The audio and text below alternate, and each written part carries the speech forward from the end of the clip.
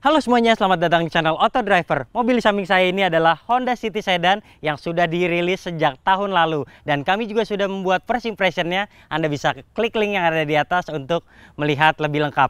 Kemudian jika dibandingkan dengan versi yang hatchback, memang sedikit sekali ubahannya. Namun buat Anda yang lebih suka sedan ketimbang mobil hatchback, agaknya Anda perlu melihat spesifikasi ataupun impresi dari City Sedan ini. Apalagi mobil ini sudah mengalami ubahan sebanyak 4 kali dan ini adalah model kelima yang ada di Indonesia. Jadi sangat penasaran sekali mencobanya seperti apa. Buat Anda juga yang ingin membeli mobil ini, harganya 355 juta dan seperti apa impresinya, ikuti kami terus.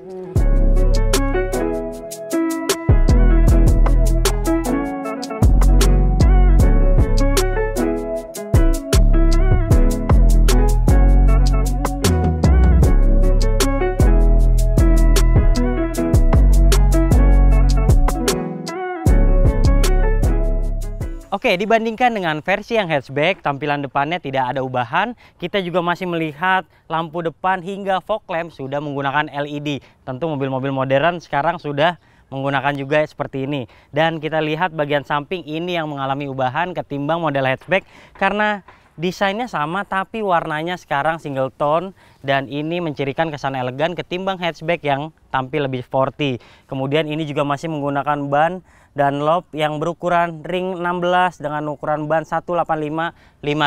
Mari kita lihat ke bagian sampingnya. Secara keseluruhan memang mobil ini memiliki wheelbase yang masih sama yaitu 2,6 meter ketimbang model hatchback sama persis. Kemudian yang berbeda adalah panjangnya saja. Ini lebih panjang sekitar 20 mm.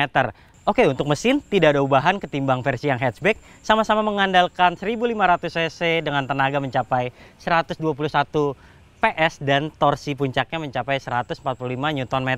Kemudian tenaga mesin disalurkan ke gerak roda depan dengan transmisi CVT. Oke, pada bagian belakang kita melihat desainnya sama seperti versi yang hatchback, namun saya lebih suka desain yang sedan ini karena lekukannya lebih jelas. Kemudian ini agak naik seperti ini. Apalagi kita lihat bagian belakangnya sudah dilengkapi dengan sensor parkir dan juga ada kamera mundur. Untuk versi City ini ataupun mobil di segmennya, tentu ini adalah perangkat keselamatan yang sudah sangat mumpuni. Lantas kita akan melihat seperti apa luas bagasi dari mobil ini.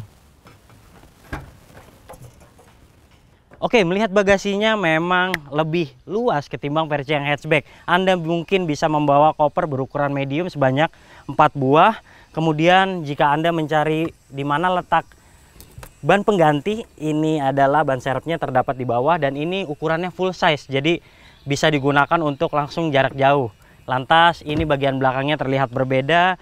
Kemudian Anda yang ingin mencari bagasi lebih luas, sayangnya bangku bagian belakang tidak bisa diratakan. Jadi kita langsung saja melihat seperti apa impresi berada di dalam mobil ini.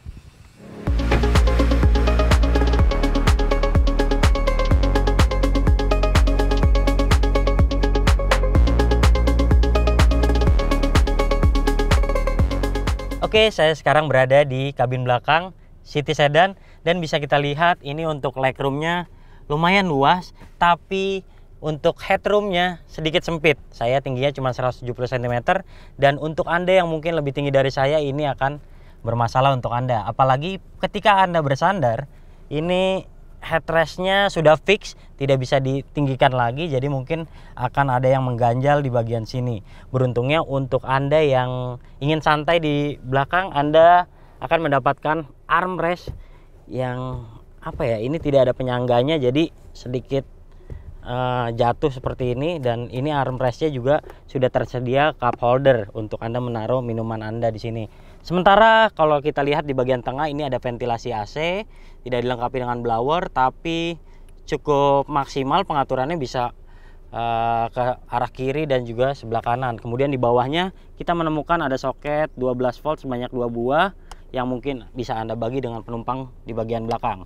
Sementara kita melihat seat belt juga sudah dilengkapi dengan 3 titik, udah standar, nyaman sekali duduk di belakang. Pengaturan kursinya walaupun bisa dibilang ini fix, tapi untuk saya ini masih batas normal dan ini sudah cukup nyaman. Kemudian bantalan di bagian joknya ini juga cukup tebal, jadi mungkin untuk perjalanan jarak jauh saya tidak akan ada masalah ketika harus duduk di kursi baris kedua ini. Oke, sekarang saya di baris depan dan siap untuk melaju.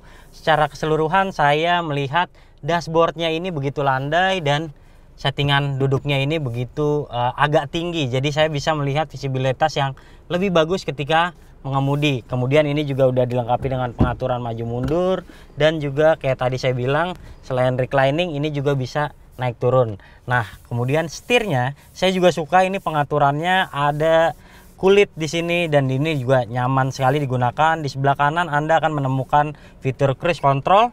Di sebelah kiri Anda mungkin bisa mengatur audio untuk bisa volume, ganti track, ataupun bisa mengangkat telepon lewat di tombol di kiri sini. Kemudian untuk menyalakan mobil ini juga sudah dilengkapi engine start stop. Kemudian ini juga pengaturan tripnya ada di sini. Namun saya lihat untuk ukuran mobil seharga 355 juta, kayaknya ini speedometernya terlalu standar ya, masih analog seperti ini. Kemudian juga di bagian tengahnya bisa dibilang MID-nya masih kurang menarik gitu untuk dilihat untuk penggunaan mobil-mobil zaman sekarang. Sementara kita lihat untuk di bagian tengahnya ini head unitnya sudah touchscreen, sudah dilengkapi juga dengan Android Auto ataupun Apple CarPlay. Lantas kisi-kisi AC-nya ini agak unik nih, jadi seperti SUV pada umumnya karena bentuknya dia horizontal. Tapi ini saya lebih suka karena ini akan lebih menyeluruh, memberikan udara sejuk hingga ke bagian belakang. Kemudian untuk pengaturannya kita lihat di sini juga masih analog, dan ini terasa ada feel ketika kita tambahkan atau kita kurangkan, dan ini enak sekali. Walaupun secara keseluruhan ini sudah digital ya, tapi pengaturannya analog ini akan mempermudah Anda dalam mengatur ketika mengemudi. Lantas di bagian bawah sini ada soket lagi 12 volt dan ada port USB sebanyak 2 buah. Di bagian tengah sini juga ada cup holder lagi, ada juga kompartemen untuk Anda mungkin menaruh e-money Anda di sini. Kemudian ada untuk koin di sini, dan yang saya suka dari mobil ini adalah masih menggunakan handbrake yang konvensional yang seperti ini, belum elektrik. Tapi sayangnya ini aneh sekali karena ini terlalu ringan. Jadi kadang saya ingat seperti mobil-mobil LCGC, ketika kita turunkan seperti ini masih sering nyangkut. Nah, ini udah bukan kriteria untuk City yang terbaik tentunya. Tapi secara keseluruhan untuk posisi mengemudi, apalagi visibilitasnya cukup baik, kemudian kacanya juga lumayan lebar, jadi saya sangat menyukai duduk di kabin depan ini. Oke, kemudian ada beberapa perbedaan ketimbang model yang hatchback, seperti karena ini temanya lebih elegan ketimbang yang hatchback, jadi ini ada aksen berwarna silver seperti ini di bagian dashboard. Sementara kalau yang hatchback itu lebih identik dengan chrome dan juga hitam. Kemudian ini juga joknya udah fabric dan jahitan-jahitannya juga putih, jadi tidak mencolok seperti versi yang hatchback. Saya juga suka di sini ada penggunaan armrest dan ada juga penggunaan pedal shift. Mungkin untuk Anda yang biasa menggunakan pedal shift ketika mengemudi mobil, ini adalah mobil yang sudah memadai untuk hal tersebut.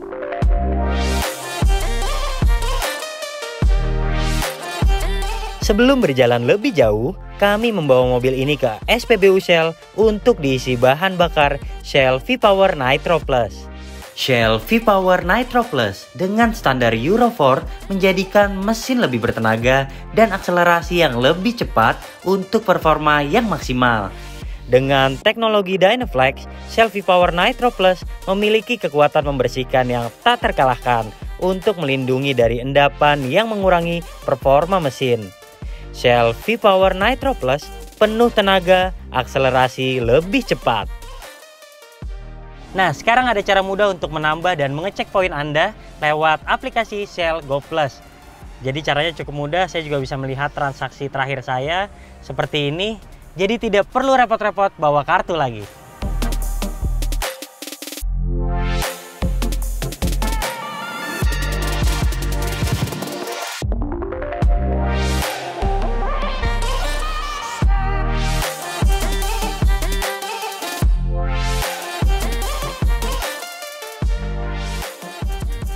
Oke, saya sudah mencoba mobil ini beberapa hari dan sudah mendapatkan jawaban dari impresi mobil yang menyenangkan ini. Jadi untuk dikemudikan apalagi hari-hari, mobil ini begitu nyaman karena settingan duduknya begitu lengkap, kemudian pengaturan setirnya juga lengkap, dan yang paling saya suka adalah suspensinya ini terasa empuk sekali. Bahkan saya beberapa kali sudah mencoba Vios, ini lebih empuk.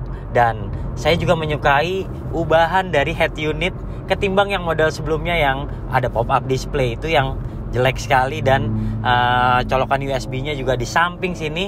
Dan untuk model terbaru ini tampilannya lebih keren. Dia juga sudah terkoneksi langsung dengan Apple CarPlay, dan juga sekarang USB-nya bisa dicolok di bawah sini. Jadi tidak perlu repot-repot lagi untuk mengakalinya untuk masuk di area samping ini. Apalagi sekarang juga pengaturan untuk AC-nya sudah dilengkapi dengan analog seperti ini ataupun putar knop-knop pemutar ini, dan ini akan lebih memudahkan Anda ketika sedang mengemudi dan Anda ingin misalnya menaikkan temperatur ataupun mengganti arah hembusan AC. Jadi lebih mudah karena ini tentunya akan lebih praktis. Namun sayangnya mobil ini belum dilengkapi dengan dual zone. Jadi jika Anda ingin bagian sebelah kiri ini lebih sejuk dan kanannya tidak, itu tidak bisa. Jadi hanya semuanya sama satu zona saja. Dan yang paling saya suka lagi adalah genggaman dari setir ini begitu menyenangkan karena setirnya sudah dilengkapi dengan bahan kulit yang bisa dibilang cukup sporty. Ini memang bawaan dari City, diaplikasikan juga ke hatchback yang RS, dan memang untuk model yang sedan ini jadi tetap terasa sporty juga. Hanya saja sekarang dengan ornamen yang berwarna silver ini membuat tampilannya terkesan lebih elegan, dan saya menggunakannya juga terasa lebih berwibawa ketimbang versi yang hatchback tentunya. Lanjut ke fitur hiburan, dan saya suka dengan audio di mobil ini begitu menyenangkan dan terasa tidak seperti mobil murahan. Bassnya juga cukup oke, apalagi dia ada speaker sebanyak 8 buah. Tentunya buat Anda yang suka mendengarkan musik di mobil dan Anda juga suka berpergian jarak jauh menggunakan playlist yang banyak sekali, di mobil ini tentu akan sangat menyenangkan. Kemudian saya juga sudah mengetes dengan konsumsi bahan bakar di dalam kota dengan kecepatan 22 km per jam. Saya mendapatkan konsumsi mobil ini di 12,1 km per liter. Sementara untuk rute tol dengan kecepatan rata-rata 90 km per jam, saya bisa menghasilkan angka 18,5 km per liter. Ini udah cukup baik, apalagi ini adalah memang sudah dipersiapkan dengan mesin yang sudah mumpuni seperti mesin yang juga digunakan BRV dan yang hatchback RS. Jadi selain bertenaga, mesin ini juga terasa begitu irit bahan bakar. Dan juga saya juga suka dengan transmisi CVT ini, walaupun hanya ada sedikit ubahan ketimbang yang model sebelumnya, namun terasa ini lebih responsif. Dan apalagi saya jika ingin membuat mobil ini sedikit lebih melaju dengan cepat, saya bisa mengganti dengan penggunaan pedal shift ini. Ini juga cukup mudah digunakan karena pedal shiftnya bisa dibilang cukup presisi, cukup mudah juga dioperasikannya, dan saya begitu menyenangkan ketika menggunakan mobil ini di jalan bebas hambatan seperti ini. Setelah membahas beberapa keunggulan dari mobil ini, kini waktunya kami memaparkan kekurangan yang terasa selama pengetesan. Oke, jadi setelah mencobanya beberapa hari, saya langsung menemukan beberapa kekurangan pada mobil ini. Yang pertama tentu harganya cukup mahal, 355 juta. Jadi buat Anda yang mungkin keluarga muda yang membutuhkan mobil sedan dengan kapasitas bagasi yang luas, membeli mobil dengan harga sebesar ataupun semahal ini, tentu Anda harus berpikir ulang. Kemudian yang saya cermati lagi, mobil ini kualitas redaman kabinnya kurang baik, karena saya masih merasakan begitu road noise terasa dengan jelas. Bahkan suara ban itu masih terasa dengan jelas di dalam sini. Dan saya juga pernah mencobanya saat saya parkir, kemudian saya mendengarkan musik walaupun volumenya tidak terlalu keras.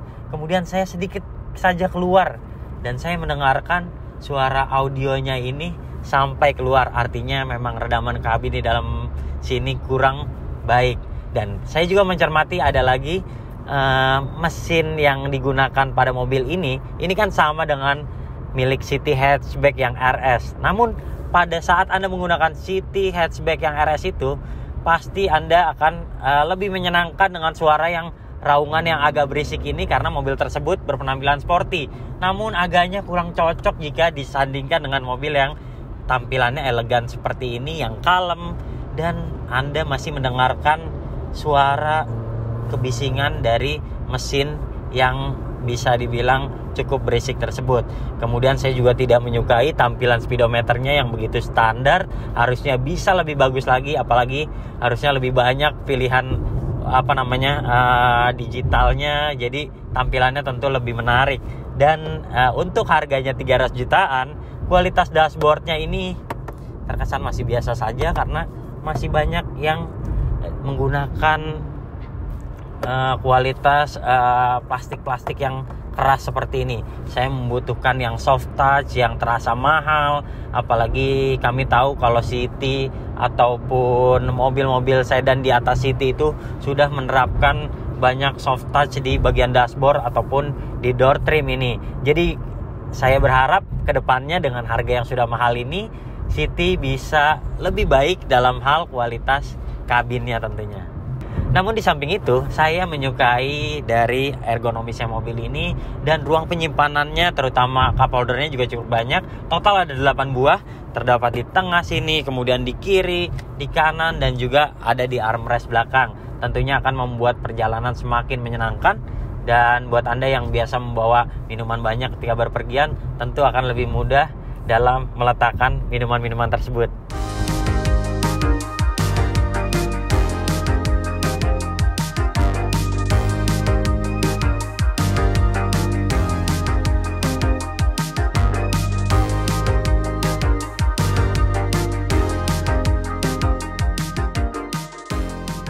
Oke, kesimpulannya sepertinya Honda ingin menawarkan kepada Anda, konsumen di Indonesia, buat yang para remaja yang menginginkan mobil yang sporty, Anda mungkin bisa memilih City Hatchback. Sementara buat Anda mungkin keluarga muda, Anda butuh kapasitas bagasi lebih besar dan Anda juga ingin nyaman duduk di belakang, sepertinya pilihan membeli City Sedan adalah pilihan yang tepat. Harganya berbeda 53 jutaan. Memang versi sedan lebih mahal, tapi Anda terasa lebih premium ketika menggunakan sedan. Apalagi handlingnya juga terasa lebih mantap, dan mobil ini sekarang adalah salah satu yang paling baru di kelas small sedan. Oke, jika Anda suka video ini jangan lupa klik like, subscribe, serta tulisan komen di kolom komentar. Main-main juga ke website kami di www.autodriver.com. Sementara buat Anda yang belum, jangan lupa download aplikasi kami di Google Play Store. Sampai jumpa di video kami selanjutnya. Bye!